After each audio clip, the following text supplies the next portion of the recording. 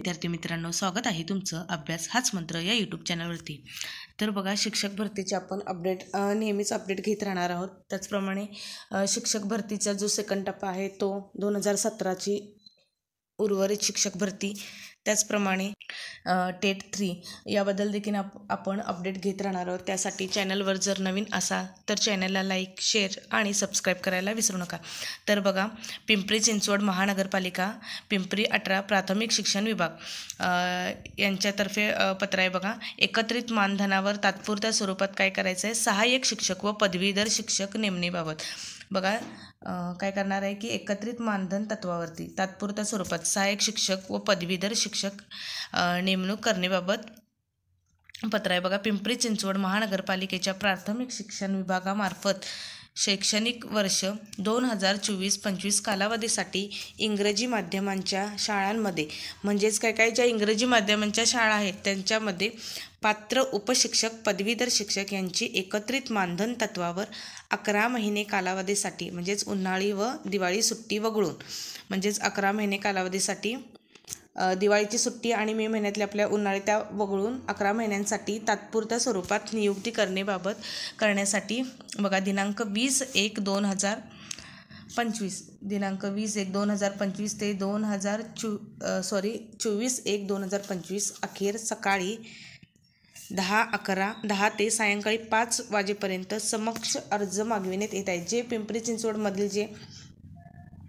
रहिवासी आहेत, जे शिक्षक आहेत किंवा जे शिक्षक होऊ इच्छितात त्यांनी काय करायचं आहे बघा, 20/1/2025 ते 24/1/2025 अखेर सकाळी 10 ते सायंकाळी 5 वाजेपर्यंत समक्ष अर्ज मागविण्यात येत आहे. तिथून बघा, इंग्रजी माध्यमातून शिक्षण झालेल्या उमेदवारांकरिता आवश्यक पदे 18, म्हणजे ज्यांचं इंग्रजी माध्यमातून शिक्षण झालेलं आहे इंग्लिश मिडियममधून त्यांच्यासाठी बघा, पद सहाय्यक शिक्षक, उपशिक्षक, शैक्षणिक अर्हता आहे HSC इंग्रजी माध्यम व DED इंग्रजी माध्यम, म्हणजे HSC 10वीपर्यंत इंग्लिश मिडियममधनं शाळा झालेली असेल आणि DED देखील त्यांचं इंग्रजीमधून ज्यांचं झालेलं आहे त्यांच्यासाठी बघा आवश्यक पदे 11 इथं पदे आहेत. त्याचप्रमाणे दुसरं बघा, पदवीधर शिक्षक म्हणजे BA मराठी, इंग्रजी, हिंदी व DED इंग्रजी माध्यम, BEd इंग्रजी माध्यम, म्हणजे ज्यांचं BA झालेलं आहे मराठी विषयातून, इंग्रजी आणि हिंदी विषयातून, त्याचप्रमाणे त्यांचं DED इंग्रजी माध्यमातून झालेलं आहे. त्याचप्रमाणे BEd देखील इंग्रजी माध्यमातून आहे. त्यांना भाषा विषयासाठी 2 जागा रिक्त आहेत. त्याचप्रमाणे HSC DED BA समाजशास्त्र, BEd इंग्रजी माध्यम, BEd समाजशास्त्रात नाही पण BEd कसं इंग्रजी माध्यमातून आहे बघा, समाजशास्त्र विषयाच्या 2 जागा आहेत. त्याचप्रमाणे HSC DED BSc विज्ञान आणि गणित, म्हणजेच BEd इंग्रजी माध्यम विज्ञान विषयाच्या 3 जागा रिक्त आहेत. बघा, टीप काय दिलेलं आहे बघा, इंग्रजी माध्यमातून BEd उत्तीर्ण पर्याप्त उमेदवार प्राप्त न झाल्यास इतर माध्यमातून BEd उत्तीर्ण उमेदवारास प्राधान्य देण्यात येईल. म्हणजे ज्यांचं BEd हे इंग्रजी माध्यमातून नाही झालं, जर ते उमेदवार मिळाले नाहीत तर त्यांनी काय करणार आहेत की इतर माध्यमातून झालेल्या उमेदवारांना प्राधान्य देण्यात येणार आहे. आरक्षण निहाय पदांचा तपशील आहे बघा, प्राथमिक पदवीधर शिक्षक एकूण पदे 7 आहेत. बघा, अनुसूचित जातींना 13% म्हणजेच 1 जागा रिक्त आहे. अनुसूचित जमातीच्या 1 जागा, विजा अच्या 1 जागा आहे. भज बला जागा नाही आहेत, भज कला पण नाही, भज ड विमा प्र यांना जागा नाही आहेत. इतर मागासवर्गीयांच्या 1 जागा आणि 6 शैमा प्रकल्प 1 आदुघ 0 आहेत. खुल्याला 2 आहेत, म्हणजे एकूण टोटल 7 जागा आहेत. ओपनमधून 2 जागा आहेत. बघा, उपशिक्षक एकूण पदे 11 आहेत. अनुसूचित जातींना 3, अनुसूचित जमातींना 1, विजा अला 1, भज बला 1 आणि भज कला नाही आहेत. भज डला 1 जागा आहे. त्याचप्रमाणे 6 शैमा प्र 2 जागा आहेत. आदुगला 2 जागा आहेत. खुला एकही जागा नाही, एकूण 11 जागा आहेत. बघा, अटी आणि त्यांच्या शर्ती काय आहेत बघा, एकत्रित मानधनावर नेमलेल्या शिक्षकांची नेमणूक यांची नेमणूक ही नेमणूक आदेशाचे दिनांकापासून 11 महिने कालावधीसाठी उन्हाळी आणि दिवाळी सुट्टी वगळून तात्पुरत्या स्वरूपात नियुक्ती असेल. म्हणजेच ही परमनंट भरती नाही आहे, तर तात्पुरत्या स्वरूपामधली भरती आहे 11 महिन्यासाठी, हे लक्षात घ्यायला पाहिजे. आवश्यकतेनुसार ही मुदत दिलेल्या कालावधीपूर्वी केव्हाही संपुष्टात आणण्याचे अधिकार माननीय अति आयुक्त एक सौ पिंपरी चिंचवड मनपा यांचा राहील. म्हणजेच जर त्यांना आवश्यकता भासलीच तर मुदत दिलेल्या कालावधीपूर्वी देखील तुम्हाला ते काढून टाकू शकतील. जर त्यांना परमनंट शिक्षक भरती करून घ्यायचे असेल तर तेही तात्पुरत्या स्वरूपातली 11 महिन्यांच्या कालावधीसाठी, म्हणजे उन्हाळा, मे महिन्याचा आणि दिवाळीची सुट्टी वगळून भरून घेणार आहेत. त्यानंतर सदरचा कालावधी कोणतीही पूर्वसूचना न देता आपोआप संपुष्टात येईल.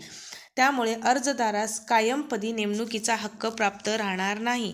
तसेच नेमणुकीसंदर्भात न्यायालयात दाद मागणार नाही.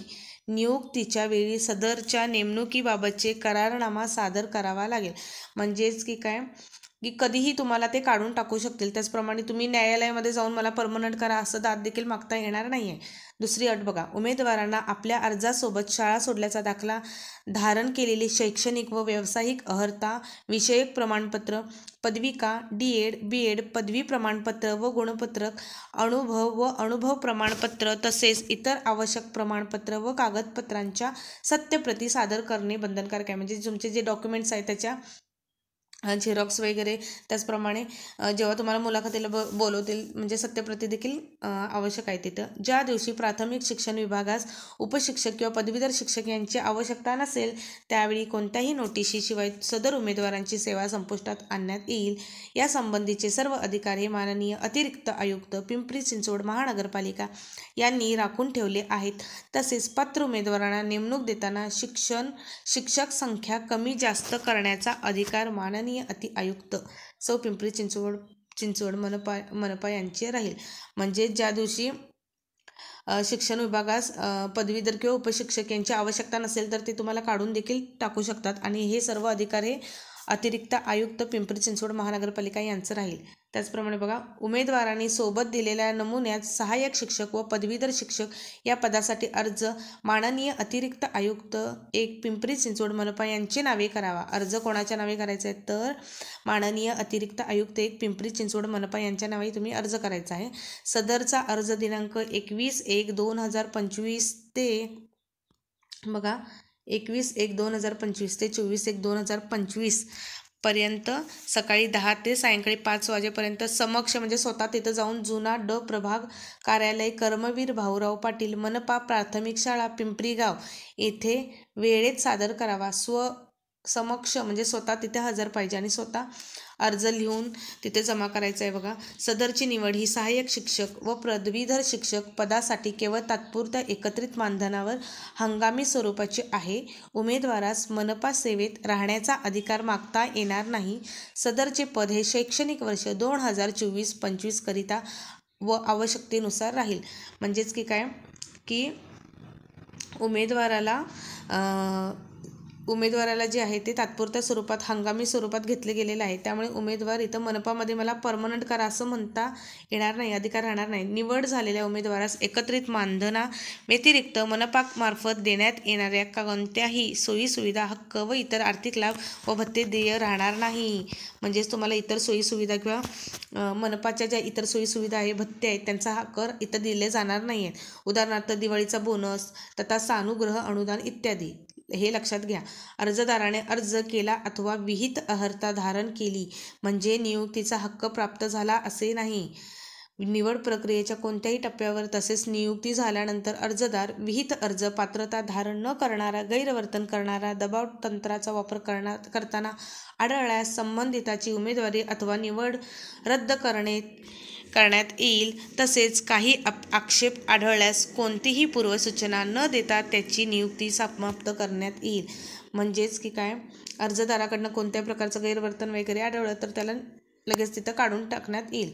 उमेदवाराने सोबत दिलेल्या नमुन्यात शिक्षक या पदासाठी अर्ज माननीय अति आयुक्त पिंपरी चिंचवड महापालिका पिंपरी 18 यांच्या नावाने करावे. विहित मुदत काळात प्राप्त न झाल्यास अर्जाचा विचार केला जाणार नाही. अर्जदाराने आपले अर्ज महापालिकेच्या जाहिरातीमध्ये विहित केलेल्या अर्जाप्रमाणे करणे बंधनकारक राहील, अन्यथा अर्ज बाद केले जातील. बघा, 9 नंबरची अपूर्ण माहिती व अटींची पूर्तता न करणाऱ्या उमेदवाराचे अर्ज बाद करण्यात व अपात्र ठरविले जातील. अपात्र अर्ज कार्यालयात जमा करण्यात येतील. याबाबत कोणत्याही प्रकारचा पत्रव्यवहार केला जाणार नाही. तसंच 10 नंबरची अट बघा, तसेच पवित्र प्रणालीमार्फत शिक्षक उमेदवार उपलब्ध झाल्यास एकत्रित मानधनावरील नियुक्ती रद्द करण्याचे अधिकार माननीय अति आयुक्त पिंपरी चिंचवड महानगरपालिका पिंपरी 18 यांचा राहील. म्हणजेच पवित्र पोर्टलची भरती चालू आहे बघा. तर शिक्षक भरती पवित्र पोर्टलची ही चालू आहे आणि पवित्र पोर्टलद्वारे जेव्हा उमेदवार त्यांना मिळणार आहेत तेव्हा काय केलं जाणार आहे की त्यांना काढून टाकणार आहेत. पिंपरी चिंचवड महानगरपालिका पिंपरी यांचा राहील. नियुक्तीच्या वेळेस उमेदवाराला रक्कम ₹500 स्टॅम्प पेपरवर मनपा सेवेत भविष्यात नोकरीबाबतचा कोणताही हक्क राहणार नाही. तसेच न्यायालयात दाद देखील मागता तुम्हाला येणार नाही. सदरची जाहिरात ही अर्जाचा नमुना महानगरपालिकेच्या www.pcmcindia.government.in या संकेतस्थळावर ऑनलाईन पाहता येईल. जाहिरातीनुसार कार्यवाही करणे अथवा प्रक्रिया कोणत्याही स्तरावर रद्द करण्याचा अंतिम निर्णय हा अति आयुक्त सौ पिंपरी चिंचवड मनपा यांचा राहील. बघा त्याचप्रमाणे इथं खाली तुम्हाला जाहिरात कशा प्रकारची करायची आहे ते देखील त्यांनी सॅम्पल इथे दाखवलेले आहे. हे बघा उमेदवाराने अर्ज कसं करायचं आहे बघा. इथं उमेदवाराने करायचा अर्जाचा नमुना इथं दिलेला आहे. अशा प्रकारे तुम्ही अर्ज इथं करू शकता. तुम्ही हे अर्जाचं प्रिंट घेऊन देखील असा भरून देखील त्यांना देऊ शकता. तर अशा प्रकारचं तुम्ही इथं अर्ज करायचा आहे बघा. इथं पासपोर्ट साईजचा तुम्ही इथं फोटो लावायचा आहे. तरी बघा इथं फोटो लावायचा आहे. प्रति इथं त्यांनी दिलेलं आहे तसं लिहायचं आहे बघा. विषय इंग्रजी माध्यमांसह शिक्षक या पदावर नेमणूक करण्याबाबत संदर्भ दिलेला आहे. इथं तारीख लिहायची आहे जेव्हा तुम्ही अर्ज करणार आहे महोदय. अशा प्रकारचं अर्ज करायचं आहे बघा. अर्जाची संपूर्ण अर्जदाराचं तुमचं नाव लिहायचं आहे.